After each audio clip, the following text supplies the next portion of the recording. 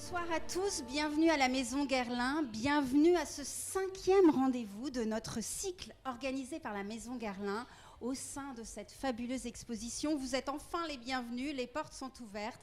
Femmes en regard est accessible, enfin.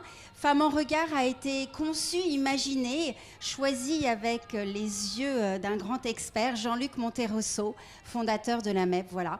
Donc, je suis ravie de vous recevoir cette fois-ci à la Maison Guerlain avec les portes grandes ouvertes. Et cette année, Femmes en regard, comme vous le savez, rassemble les œuvres de 14 femmes photographes renommées. Tout ça sur les Champs-Élysées. Et ce soir, on a le plaisir, l'honneur, le grand honneur de recevoir Christine Spengler, qui sera interviewée par Anaïs Vian, rédactrice en chef du site Fisheye. Voilà, vous commencez à la connaître. Christine Spengler, c'est une photographe de guerre, une plasticienne et une écrivaine française. Elle a couvert de nombreux conflits à travers le monde, la guerre du Vietnam, celle du Cambodge, et effectué de nombreux reportages sur ces zones de tension de par le monde. Voilà, c'est une grande voyageuse. Elle a photographié d'abord, elle a commencé à photographier les portraits de ses défunts, qu'elle a argumenté, entouré d'objets personnels. C'est une pure merveille, ce sont des véritables œuvres d'art, des perles, des pétales, des photomontages de Marguerite Duras, intitulés La brûlure du désir. À vous d'en connaître plus aujourd'hui. N'hésitez pas à poser vos questions à Christine. On a la chance de la voir en direct ce soir. Je m'arrête là, je laisse la parole à Christine. Passez une très très belle soirée en notre compagnie. Bonsoir, je suis ravie d'avoir avec moi ce soir Christine Spengler. Bonsoir Christine. On va y aller pour une rapide introduction de votre parcours. Christine, vous êtes une photographe française née en Alsace et élevée à Madrid. Vous êtes une des rares femmes photoreporters, correspondantes de guerre. Et c'est en 1970 que vous avez réalisé votre première photo. On aura l'occasion d'y revenir. Vous avez été en Irlande du Nord, au Vietnam, au Cambodge, au Sahara occidental, au Liban, Iran, Nicaragua. Bref, on aura l'occasion d'y revenir. Mais ce qui est important de dire, c'est que vous avez couvert 14 conflits, ce qu'aucun homme n'a fait. Je crois. Et peut-être en ai-je oublié. Sûrement. Vous avez toujours fui le sensationnalisme, préférant montrer le détail intimiste. Et c'est par votre condition de femme que vous avez pu photographier, entrer dans le monde des femmes opprimées. Vous avez reçu de nombreux prix, mais surtout, votre carrière a été récompensée par la Légion d'honneur en 2009,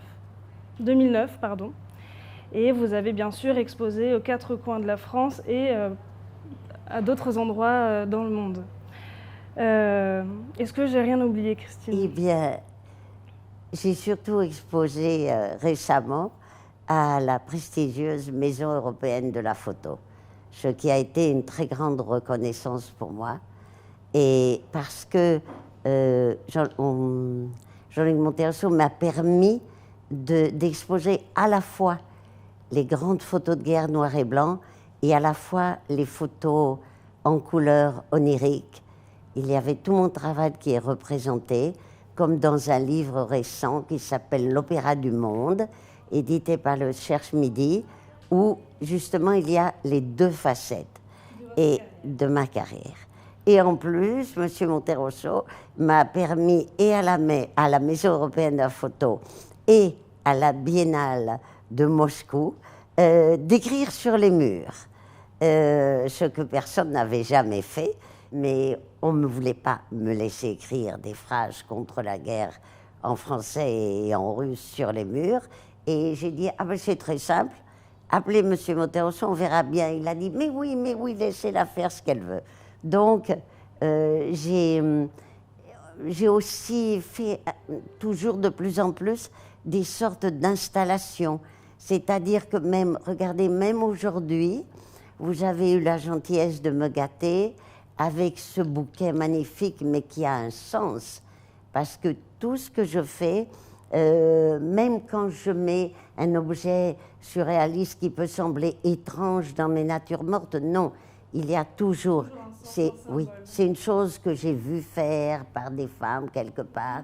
Et alors, ce bouquet a un sens, et c'est le même qu'il y a dans toutes mes expositions, c'est-à-dire que le rouge, les œillets rouges symbolisent le sang des martyrs, et les œillets blancs, évidemment, l'espoir, les lys blancs.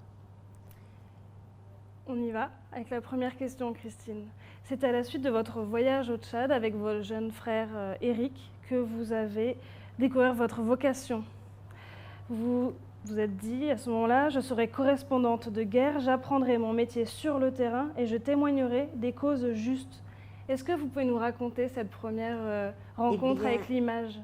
En réalité, Éric, qui était plus jeune que moi, Éric n'était pas photographe, il était assistant photographe du grand photographe Harry Merson, ce qui expliquait qu'il avait des Nikon dans la Land Rover. Moi, élevé petite à Madrid, après le divorce de mes parents, comme vous avez dit, je n'avais jamais touché un appareil photo de ma vie, ni même regardé un magazine photo. Ça n'existait pas.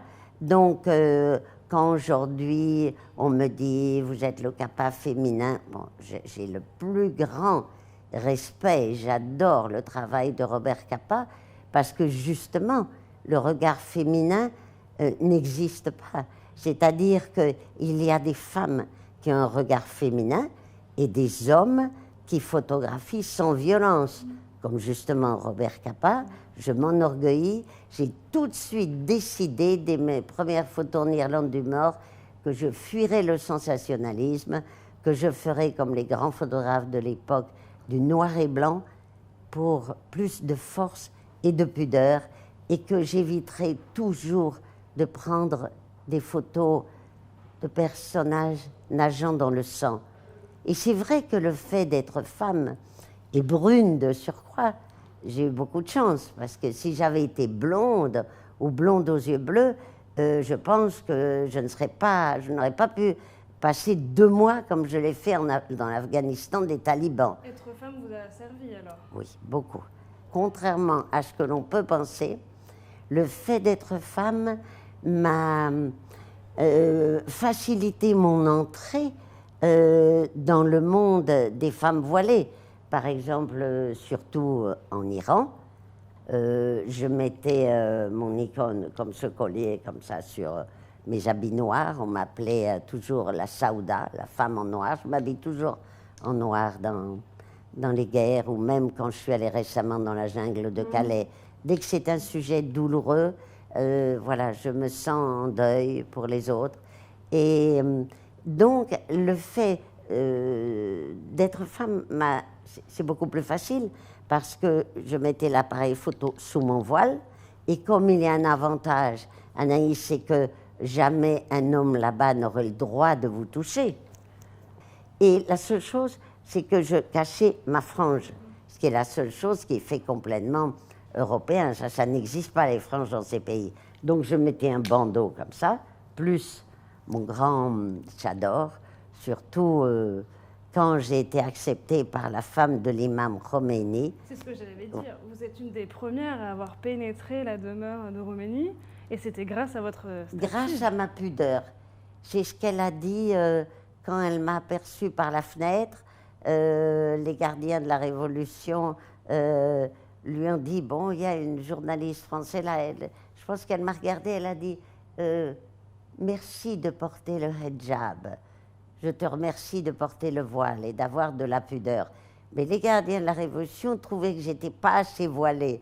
Donc en plus, parce que le tchador, c'est un bout de tissu noir, il n'y a pas de boutons, ni rien. Donc avec les appareils photo, ça glissait souvent.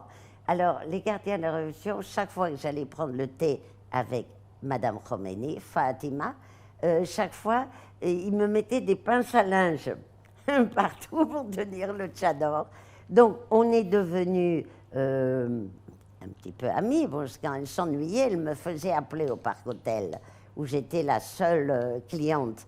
Alors elle disait, faites venir Christine, Christine. Bon, alors une voiture venait me chercher.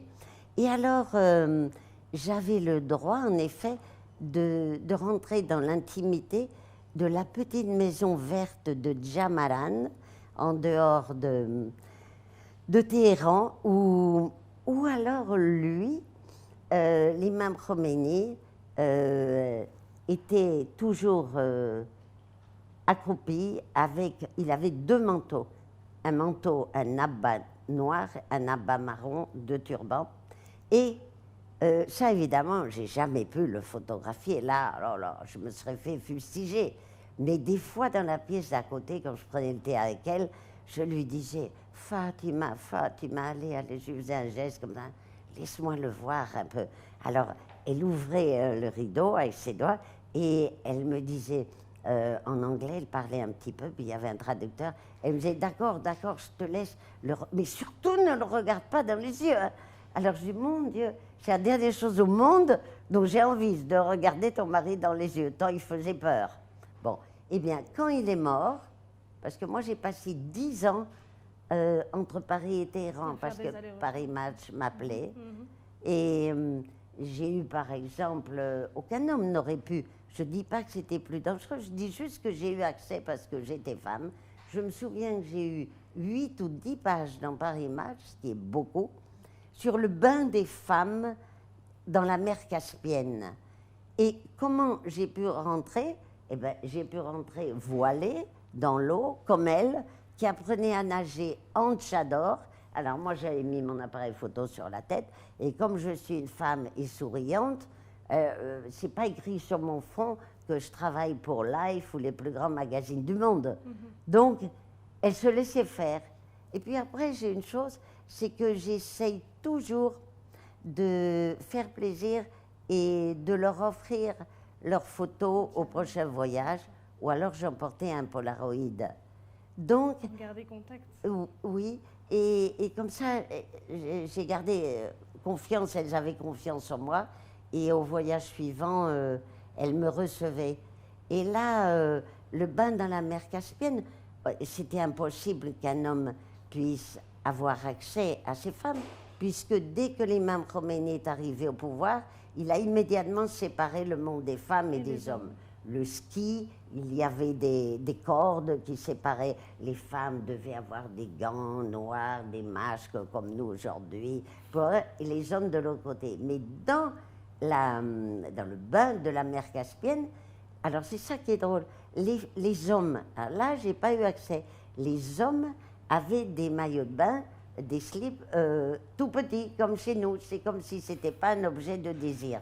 Mais les femmes, elles, étaient obligées de nager complètement séparées des hommes, complètement couverts de leur tchador, et il avait fait, Khomeini, il avait fait construire une digue en béton pour séparer les deux, et il y avait des haut-parleurs avec les versets du Coran. Voilà, donc ça c'est un exemple. En Iran... Je vous coupe, Christine, parce que vous avez couvert 14 conflits. Il faut qu'on parle aussi un petit peu des autres expériences. Mais avant ça, j'aimerais bien que vous nous expliquiez un petit peu comment vous avez fait la première fois sur le terrain. Parce qu'en Irlande, puis au Tchad, vous étiez la seule femme. Comment vous êtes imposée face aux autres photoreporters hommes, d'une part, et qu'est-ce que vous avez appris de ces premières expériences sur le terrain? Bon, quand on vous dit fucking woman, que viennent-elles faire sur le terrain? C'est quand même fort ces mots-là quand vous débarquez. C'est le seul photographe dont je n'ai pas dit le nom. J'ai mis un faux nom. Mais évidemment que c'est tout à fait vrai. C'est un monde très, très, très machiste. Très machiste. Et en effet, celui-ci... il me voit arriver à l'hôtel Continental à Saigon avec une toute petite valise, mon blue jean, mon Nikon, comme ça. Bon, il ne s'attendait pas à me voir. Il m'avait vu 3 mois avant en Irlande du Nord. Et c'est vrai qu'il s'est mis à hurler « Fucking woman! Que viennent-elles faire ici, nous emmerder ça ?» Je l'ai regardé comme ça, je lui ai dit « Tu sais ce que je viens faire? Eh bien, la même chose que toi, c'est tout. Des photos. » Ah bon. Et le lendemain matin, Il est venu frapper à ma porte. J'habitais au dernier étage de l'hôtel Continental pour que ce soit moins cher à cause des bombes. Il frappe et il me dit « Je t'invite à prendre un petit déjeuner en bas parce que je crois que c'est ton anniversaire, j'ai un cadeau pour toi. » Je dis « Ah bon, c'est mon anniversaire, tu as un cadeau pour moi? Tu m'as dit fucking woman hier. » Et puis il me dit « Ben oui, ton cadeau c'est un casque militaire, voilà, pour que tu le mettes et que tu me fiches la paix et que tu ailles au diable sur des routes différentes les plus dangereuses. » Voilà, alors moi je lui ai donné un coup de pied dans le casque et j'ai dit « Je ne mettrai jamais un casque ni un gilet pare-balles parce que je n'ai pas peur de la mort. » Voilà. Vous n'avez jamais eu peur, Christine? Non. On dit que j'ai la baraka, c'est-à-dire une chance que Dieu m'a protégée. Et j'ai toujours eu cette sensation, en effet, plus j'y pense aujourd'hui que je suis en train de terminer la deuxième partie de mon autobiographie, c'est vrai que ce même photographe, quand on lui a posé une question le soir au bar du Continental à Saigon, et alors, Christine, la petite Française, alors, comment elle s'est comportée? Il a dit, c'est tout à fait ahurissant, c'était son premier jour de guerre, et elle marchait droite sur la route numéro 13, au milieu des bombes, comme si elle était sur les Champs-Élysées. Donc, non seulement je n'ai jamais eu peur, ni je n'ai pas peur aujourd'hui, parce que je n'ai pas peur de la mort. Donc, n'ayant pas peur de la mort, on n'a pas peur. Mais c'est vrai que j'ai toujours eu cette sensation qu'il ne m'arriverait rien, que j'étais protégée. Et récemment, c'est une anecdote nouvelle et un peu amusante, à ma dernière grande expo Kunstpalast de Düsseldorf, où il y avait une grande expo sur mes consoeurs et moi-même, 8 femmes correspondantes de guerre, expo qui va venir bientôt au Musée de la Libération en 2022, eh bien, tout d'un coup, un prêtre arrive à l'heure du cocktail et il me dit « Miss Spengler, je vous ai entendu tout à l'heure à la télé, vous avez dit à la télévision que vous n'aviez pas peur et toutes vos consoeurs sont mortes et vous non. Comment est-ce possible? Pourquoi ?» Il me dit comme ça. Moi, je l'ai regardé comme ça, il était très grand. J'ai dit « I don't know, j'en sais rien, monsieur. Ça doit être demandé, ça doit être Dieu, la volonté de Dieu, que j'ai été épargnée. » Alors, qu'est-ce qu'il a fait? Il a dit « La volonté de Dieu, ah là là !» Alors, et puis il me dit « Et vos amis, vos consoeurs, est-ce que je peux me permettre de demander si elles étaient croyantes ?» Alors, je l'ai regardé un peu tristement, je lui ai dit « Eh bien, malheureusement, non, mon père, elle ne l'était pas. » Alors, il a dit « Ah, donc vous êtes la survivante parce que vous êtes croyante. Je cours le raconter à monsieur l'évêque. » Voilà, je pense que oui, c'est... Et pourquoi je suis croyante? Parce que j'ai été élevée toute petite, donc à Madrid, au milieu des Christ et des Vierges, les grandes processions de Semaine Sainte, tout.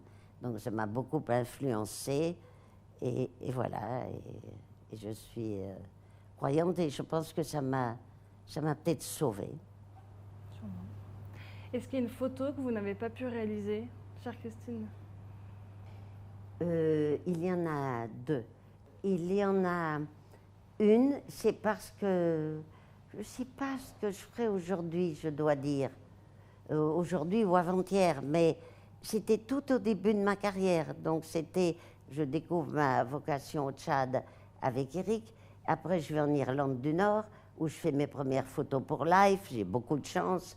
Bon, parce que j'ai beaucoup de chance d'être déjà publié dans Life. Puis tout ça, pendant 12 ans, je n'ai eu qu'un appareil photo, hein. Un seul, et un seul objectif. Un 28 mm, c'est-à-dire un petit grand angle qui permet, comme le grand peintre Goya, qui a été mon maître, car je n'en ai jamais eu d'autre, puisque je n'avais jamais vu une photo de ma vie. Donc moi, qui m'a inspiré, tout appris, c'est le musée de Prado, où ma chère tante Marcel, qui a été un peu comme ma mère, m'emmenait 2 fois par semaine. Et alors, tante Marcel était très surprise que je préfère immédiatement d'emblée la noirceur de Goya, les visions terribles, plutôt que les Ménines avec leurs robes ravissant leurs dentelles, leurs petites barrettes et les affiquets dans les cheveux. Je lui disais « Non, non, non, non, non, Mima », comme je l'appelais. « Non, non, j'en ai assez des Ménines. Non, non, je vais aller à la salle de Goya. » Et je me demande aussi pourquoi. Et je pense que j'étais tellement désespérée d'avoir été arrachée à mon enfance et à mes parents, après le divorce et à mon petit frère, surtout à Eric, que la douleur me correspondait mieux. Je me sentais plus à l'aise dans le malheur. Par exemple, moi j'ai mis des années avant de mettre du rouge à lèvres, des bracelets. D'ailleurs, Jean-Luc Monterosso m'a connue quand j'étais toujours en cuir noir, très sévère. Et après, j'ai rencontré l'amour avec mon ami, Philippe Warner, qu'il connaît aussi. Et c'était, pour moi, ça aurait été un sacrilège de porter des robes colorées comme aujourd'hui, mais surtout de rouge à lèvres. Je disais, mais je ne peux pas, je suis correspondante de guerre. J'ai encore dans la rétine toutes les visions de ces douleurs. C'est pour ça que je m'habille toujours en noir, là-bas. Et c'était pour ça aussi les photos en noir et blanc? À l'époque, on photographiait beaucoup en noir et blanc. À l'époque, c'est vrai qu'on ne faisait que de noir et blanc. Oui, je pense que oui. De toute façon, je n'ai jamais fait de photos de guerre en couleur. Et je parle de la jungle de Calais parce que c'est la dernière photo célèbre que j'ai faite. Elle est aussi en noir et blanc. Et elle a été exposée en très grand à la Maison européenne à photo, à côté du cimetière des martyrs en Iran. Et les gens n'étaient pas choqués. Ils ont dit, elle est aussi dramatique. Donc, c'est question d'œil et de regard. Oui, j'aime le noir et blanc. Et du coup, je reviens sur ma question précédente.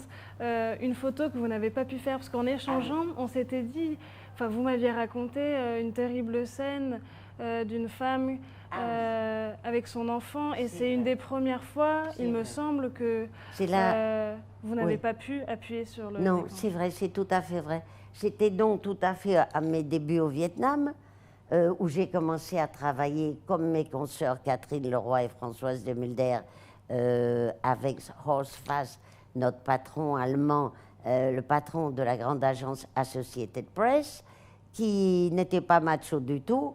Il dit, moi, les femmes, ça m'est complètement égal, elles veulent aller à la guerre, qu'elles y aillent. Hein.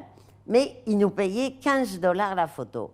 Les photos faisaient le tour du monde, et en plus, après, ils prenaient des ciseaux, ils nous en coupaient 20 ou 25. Donc moi, il me reste que 3 photos du Vietnam. Dans mes expos, j'ai 3 photos du Vietnam parce qu'il a tout gardé. Quant à Catherine Leroy, elle était encore plus furieuse, il ne lui en restait aucune. Alors, donc, je me mets à travailler comme freelance pour Associated Press à 15 $ photo. Et c'était un des premiers jours de ma vie au front, dans la guerre. Et le premier jour de ma vie, dans la guerre, je suis tellement surprise. Je ne vois rien de dramatique, je vois que des scènes qui exactement comme dans le film Apocalypse Now, ce qui est tout à fait normal puisque Apocalypse Now a été écrit avec les récits de guerre d'un journaliste, Michael Hare, qui les a vécus. Donc tout ce qu'il raconte est vrai. Et tout ce qu'il raconte, les jeunes soldats qui jetaient leurs vareuses et qui se tatouaient. J'ai pris la photo le premier jour, il y en a un qui me regarde comme ça, un enfant soldat, et il me fait « Ah, il ouvre sa vareuse ?» Et puis, il s'était tatoué un petit cercueil avec des bougies, puis il avait écrit « Rock and roll until I die ». Bon, et il riait, je prends la photo. Après, d'autres, sur leur casque, mettaient d'énormes pivoines. D'autres avec des Walkman, écoutaient de la musique. D'autres jouaient de la guitare sur leur tank entre 2 accalmies. Alors je me dis, mais c'est incroyable, c'est ça la guerre, mais c'est complètement surréaliste. Oui, mais après, la douleur m'attendait au bout de la clairière. Tout d'un coup, alors que je n'avais encore rien vu de dramatique depuis le matin, eh bien, je me mets à suivre une famille qui portait un cercueil très grossier en bois rouge. On me dit, c'est le grand-père. Alors, très discrète, comme je suis toujours dans les guerres, non, je me mets derrière, je dis, qu'est-ce qui va arriver? Et alors, c'était l'heure du déjeuner. Anaïs, qui est sacrée même dans les guerres, entre 1h et 2h, la guerre s'arrêtait. Tout le monde sortait les baguettes, on coupait le cou à un canard, on mangeait du cresson dans le casque. Tout ça, ça amusait beaucoup mon patron Horsface, qui disait « Oh, elle fait les mêmes photos que je faisais quand j'étais jeune et tout ». Et tout d'un coup, comme c'était l'heure du déjeuner, je vois que la jeune femme vietnamienne, ils ont posé le cercueil par terre, elle s'assoit sur le cercueil et avec un bébé, son bébé dans les bras, elle commence à l'allaiter. Et je me dis, mais c'est extraordinaire, c'est l'heure du déjeuner, le grand-père n'est pas encore enterré, elle donne priorité à la vie, à son enfant.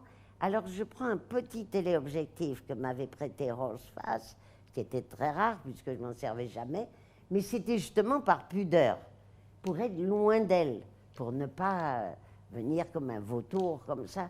Et alors, avec ce petit téléobjectif, je me dis, c'est incroyable, cette femme qui allaite son bébé sur le cercueil du grand-père et tout, c'est quand même inouï, je veux faire cette photo. Et puis, à l'instant, donc, je lève l'appareil comme ça, à l'instant où je mets mon œil dedans, je croise son regard à elle, qui était femme évidemment, et qui me regarde d'un air tellement implorant, l'air de dire « ne me fais pas ça ». Et j'ai pensé « non, je ne te fais pas ça ». J'ai redescendu mon appareil avec un geste d'impuissance. J'ai dit « j'ai dû rater une grande photo qui aurait peut-être fait le tour du monde demain, mais ça m'est égal ». Et je pense toujours à ce que je ferais, ce que j'aurais fait plus tard. Je ne sais pas, c'était très très dur, mais plus parce qu'elle était femme. C'est votre cœur qui a pris le devant sur... C'est mon cœur qui a pris le dessus, oui.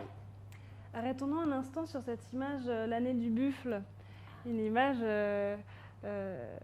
qui est importante dans votre carrière. Oui, au début, une des trois célèbres qui me reste, comme je vous disais. Heureusement que je l'ai, celle-là.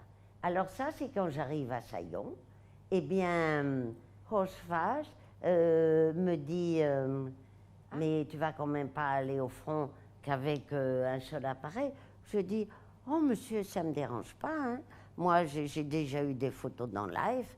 Il dit, ah bon, mais ici, tu es dans la guerre. Alors, il me met des appareils photo ayant appartenu à un des 53 photographes déjà morts au Vietnam, dont les photos étaient exposées au mur. J'étais très, très triste. Et alors, il me dit, bon, ben, c'est très simple. Tu veux du travail? Tu veux un job? J'ai dit, oui, monsieur. C'est devenir photographe ou mourir. Moi, je ne rentre pas à Paris. Alors, il me dit, ah oui, mais attends, il faut que tu me le prouves. Alors, je lui ai dit, oui, alors qu'est-ce que je dois faire? Qu'est-ce que vous attendez de moi?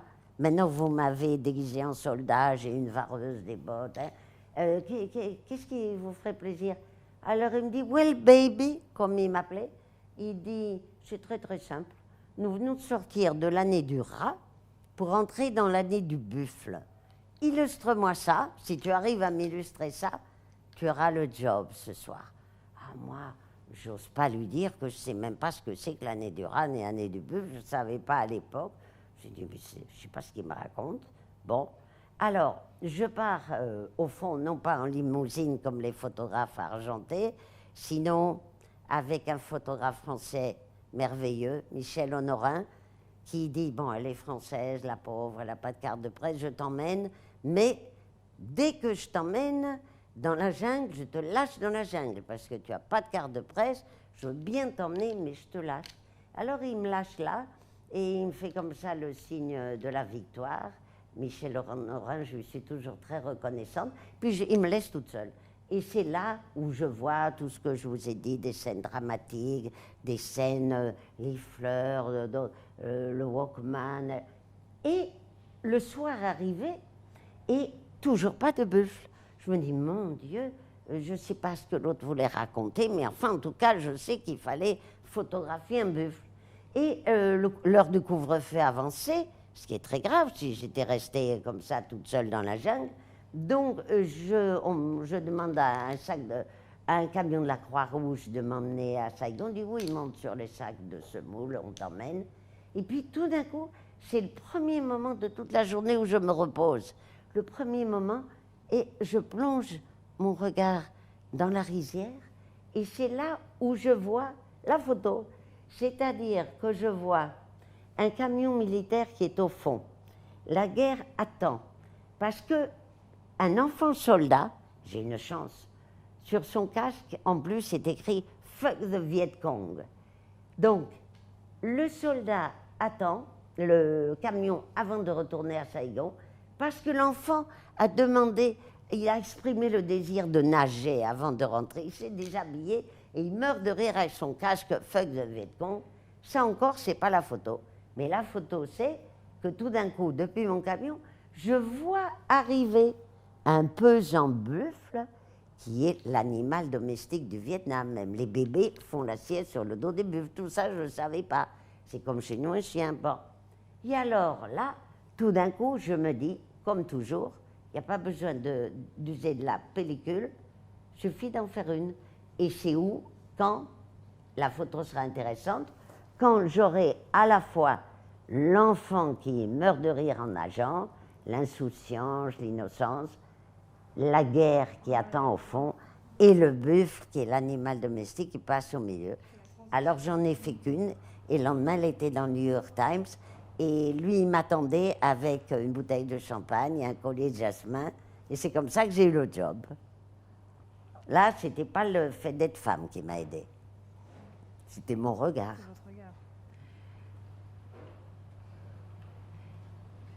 Elle s'appelle en effet l'année du bœuf.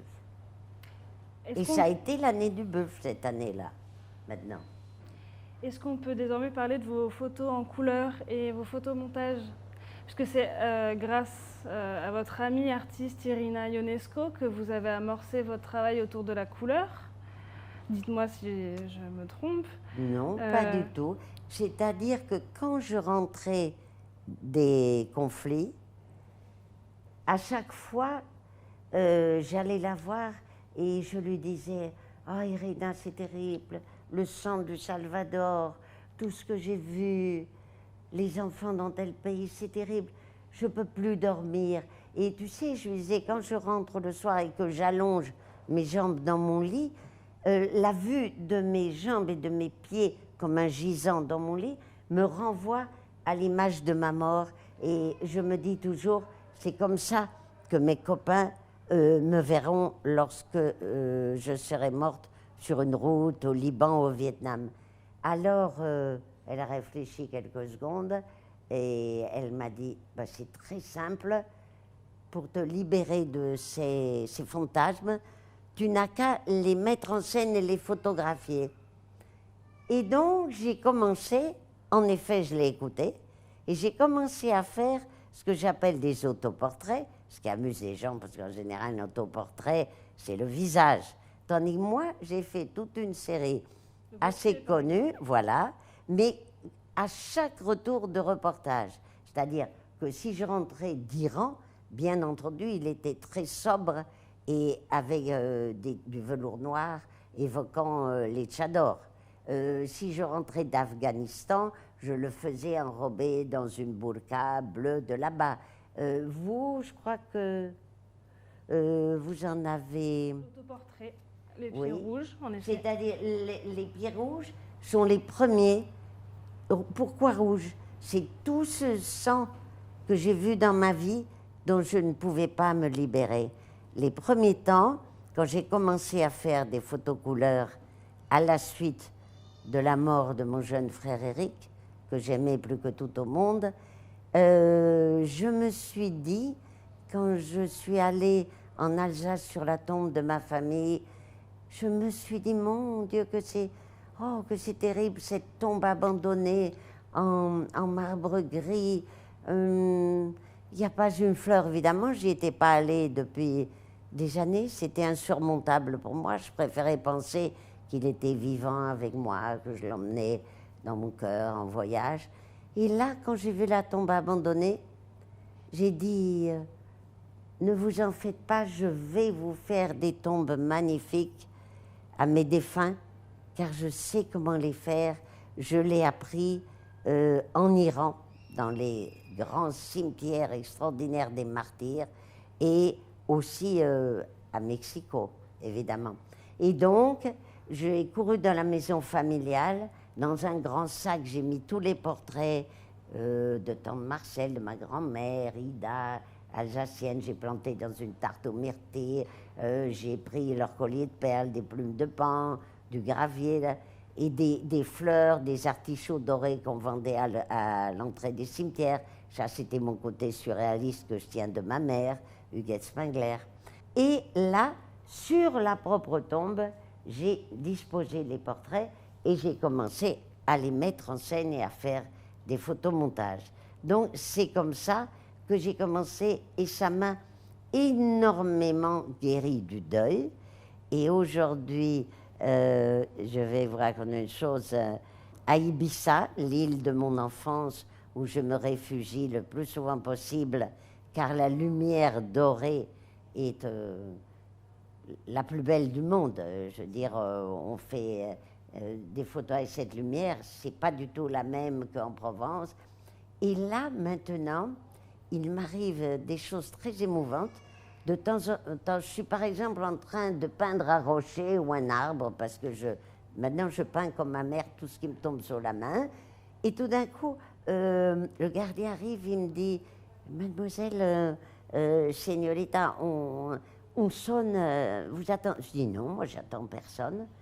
Mais oui, c'est la voisine, vous vous souvenez bien, c'est la femme du cordonnier.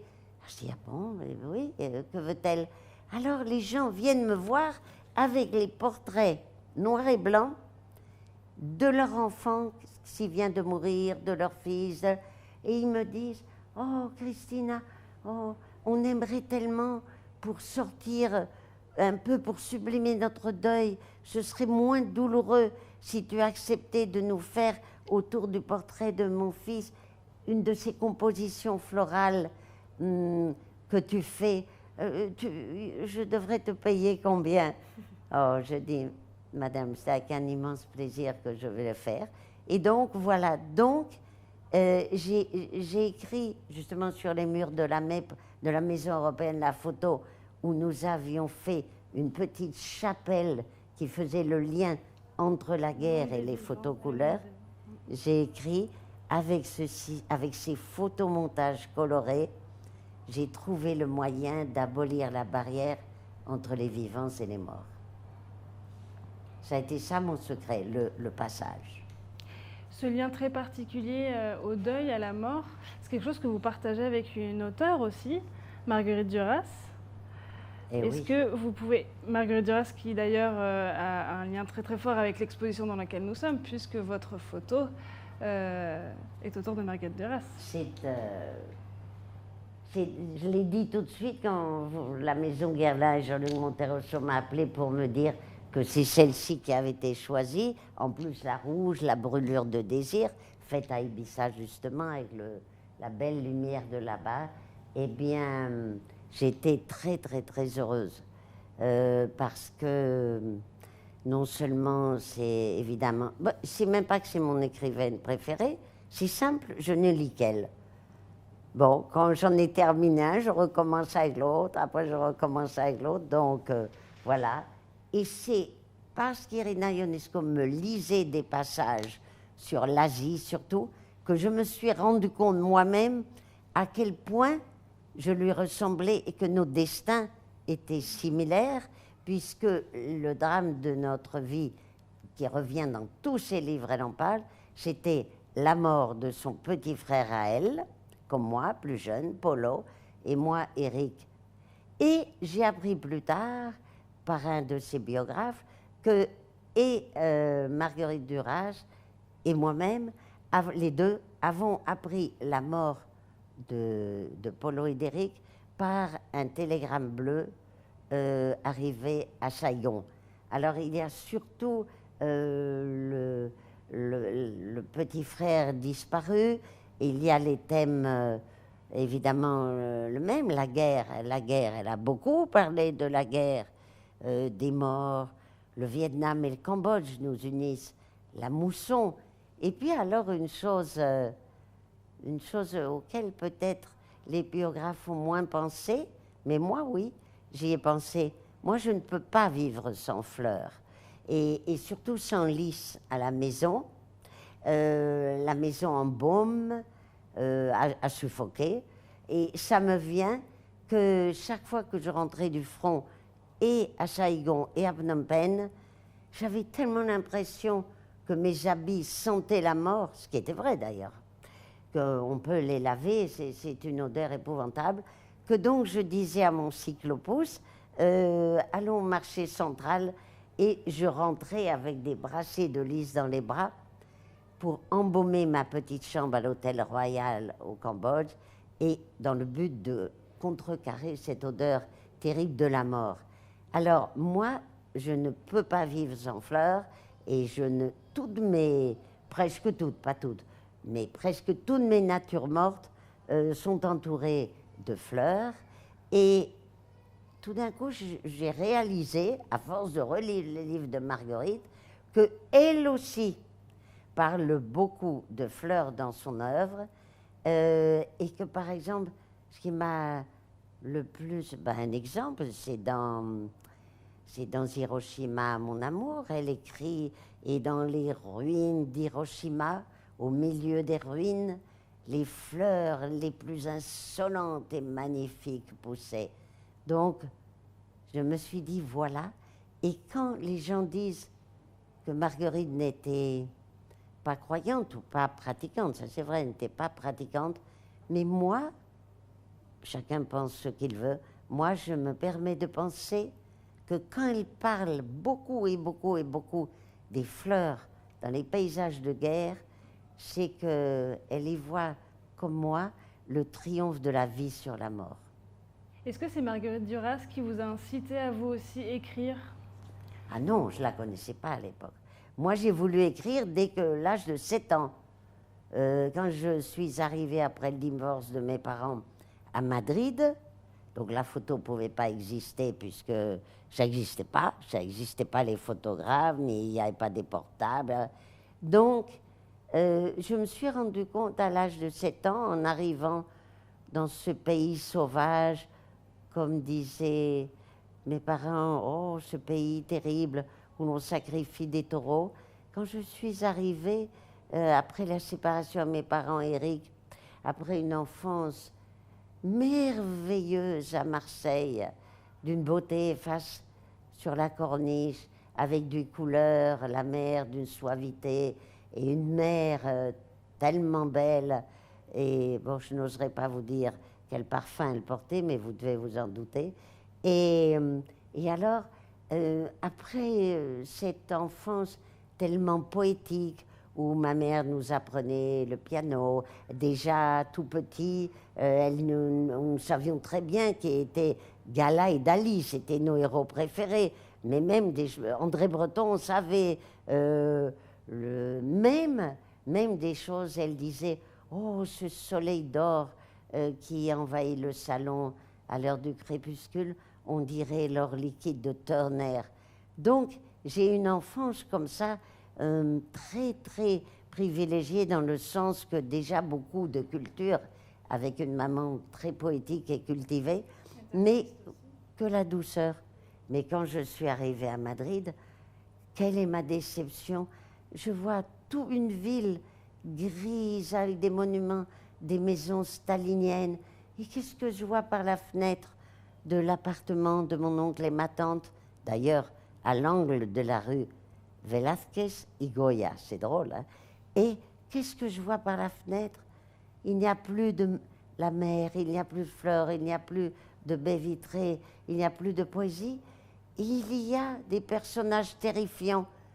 On me dit, ils s'appellent les Guardias Civils, des personnages avec de longues capes, comme décrites par García Lorca, avec des tricornes noirs, des lunettes noires. Et après, quand Tante Marcel m'emmène le lendemain même de mon arrivée au cinéma, qui je découvre? Les lunettes noires de Franco. Et qu'est-ce que je vois dans la rue? Je vois des voitures somptueuses, des limousines, des Bentley, hein, qui, au milieu de la Castellana, et qui dépassaient des haridelles, des chariots remplis de gitans affamés qui vendaient des bouts de carton, comme aujourd'hui en Argentine. Et toute petite, j'étais déjà rebelle. Comme Marguerite, à l'âge de 7 ans, puisque je n'avais pas découvert la photo qui est devenue mon arme après, mon arme à moi, de prendre mon appareil photo pour témoigner pour les opprimés, eh bien à l'époque je ne connaissais pas. Vous écriviez donc. Donc j'ai tout de suite dit, ça, je vais faire les études de littérature au lycée français et je vais apprendre, car tout ça qui me choque et me bouleverse, les mendiants éclopés à la Puerta del Sol, eh bien, tout ça, je l'écrirai un jour.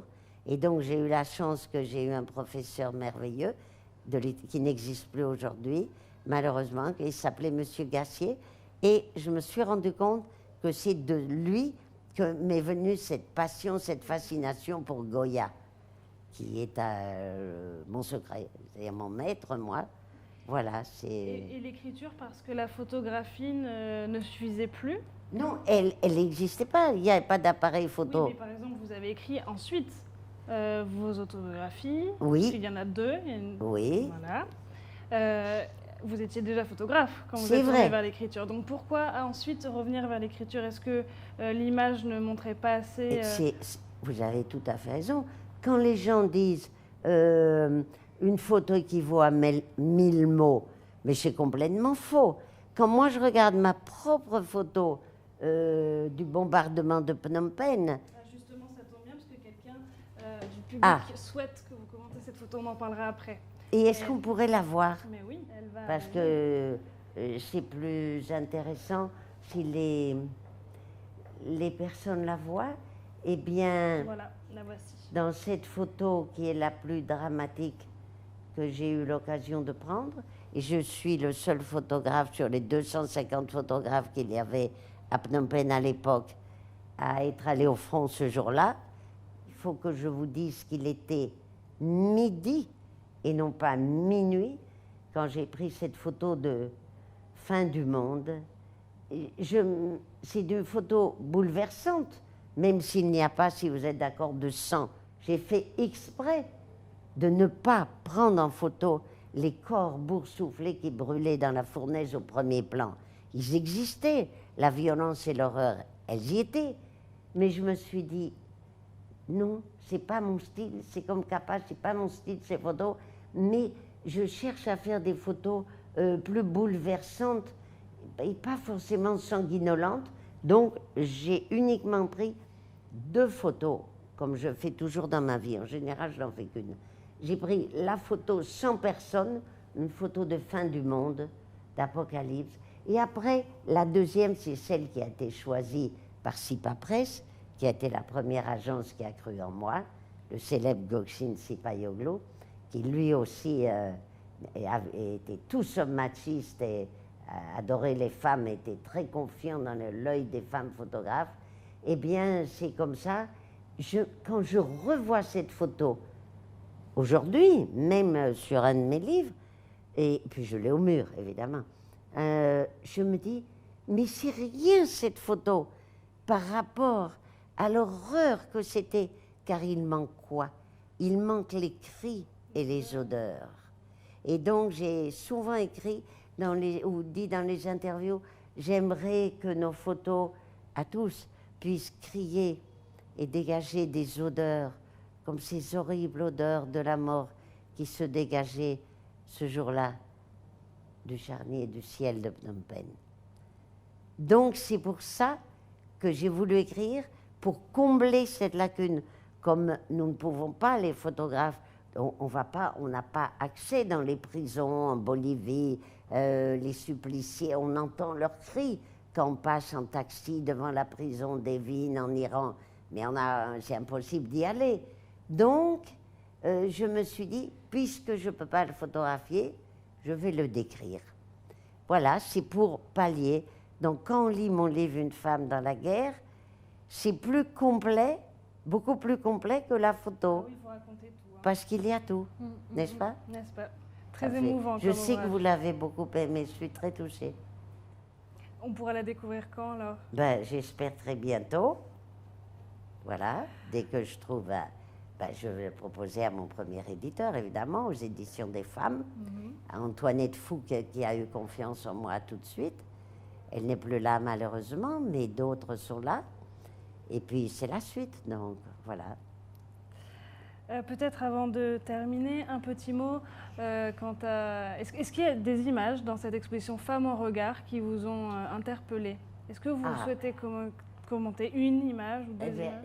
Alors, il faut que je vous dise que j'adore qu'elles soient toutes très différentes, forcément, mais il n'y a pas de doute. J'ai été fascinée tout de suite, dès qu'on descend l'escalier, par le grand portrait spectaculaire de Bettina Range, qui a photographié notre amie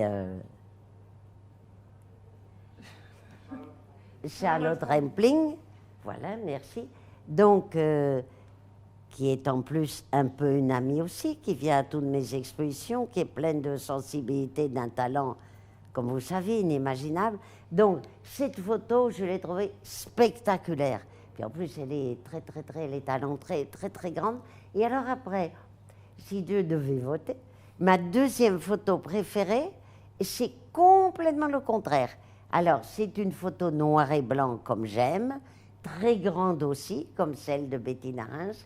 Et alors, complètement opposée, qui me ressemble plus, parce qu'elle rend hommage d'abord au très grand photographe Peter Bird, que j'ai eu l'occasion de rencontrer. Mais ce qui me plaît beaucoup, j'espère que je la rencontrerai un jour, peut-être grâce à vous, elle est franco-sénégalaise et elle s'appelle, elle a un très joli nom, Delphine Diallo. Et donc, est-ce que c'est un autoportrait, son visage? Est-ce que c'est elle? Alors, elle fait beaucoup de portraits dans ses œuvres. Voilà. Elle intègre tous ses collages. Donc, comme lui. Voilà. Mais comme Peter Bird, mais ça ne me dérange pas du tout, parce qu'elle ne copie pas. Elle lui rend hommage. Elle a un univers complètement... Oui, je l'adore. Et puis, ce que j'aime, je ne la connaissais pas, je le reconnais. Donc, cette expo est très intéressante parce qu'elle nous apprend des choses. Eh bien, vous m'avez dit ici que c'est une jeune femme qui se bat beaucoup pour les femmes dans son pays. Voilà. Donc, toute ma sympathie et mon admiration va. Et puis, que j'ai adoré aussi son cadrage. Donc, c'est mes deux photos préférées. Merci, Christine. Peut-être en guise de conclusion, un petit mot, s'il y avait un conseil à donner à ceux ou cette photographes qui nous regardent, qui nous écoutent et qui souhaiteraient devenir correspondants de guerre. Les femmes. Je dirais aux jeunes femmes que justement, qu'elles n'aient pas peur, qu'elles n'aient pas de crainte, parce que justement, contrairement à ce que l'on peut penser, être femme est un atout. Du moins pour moi, il l'a été, puisque je dis toujours, lorsque j'ai un appareil photo entre les mains, j'ai l'impression d'être androgyne. D'abord, lorsque je suis, mettons, sur un front, un conflit, une chose terrible, d'abord, j'agis avec la détermination d'un homme. Je me dis, bon, même si ça me déplaît profondément, je vais faire cette photo terrible, comme au Salvador, une double page dans mon livre, terrifiante, l'assassinat des 4 religieuses américaines violées, assassinées. Bon, je sais que Paris Match attendait ça, parce que si je la fais pas, et alors les copains masculins, déjà qui sont complètement machos et jaloux de nous, déjà ils diraient « Ah ben évidemment, mais les femmes, évidemment, elle ne l'a pas prise. » Donc je la fais comme si j'étais un homme, j'en fais une, et après je me dis « Ça y est, j'ai assuré », comme on dit dans le jargon. Et après, j'avais écrit sur les murs de mes expos, j'avais écrit « Mais ensuite, laissant parler mon cœur de femme, je me dirige vers les survivants, que j'ai appelés dans mon livre les fleurs de la guerre. » Et ce sont ces photos, celles que j'ai faites avec le plus de tendresse et sans qu'on me les commande, comme par hasard, ce sont celles-là qui ont fait le tour du monde. Donc, écoutez, il faut avoir la force d'un homme et la tendresse d'une femme, les deux. Merci Christine. Merci à cette extraordinaire, sublime maison Guerlain et de m'avoir invitée. C'est un grand plaisir, un grand honneur pour moi. C'était un grand plaisir de vous avoir à côté de moi en tout cas. Merci à tous. Je vous donne rendez-vous le 10 juin pour la prochaine conférence et j'aurai le plaisir de discuter avec Charlotte Rampling justement, dont on parlait tout à l'heure avec vous Christine. Merci beaucoup. Bonsoir.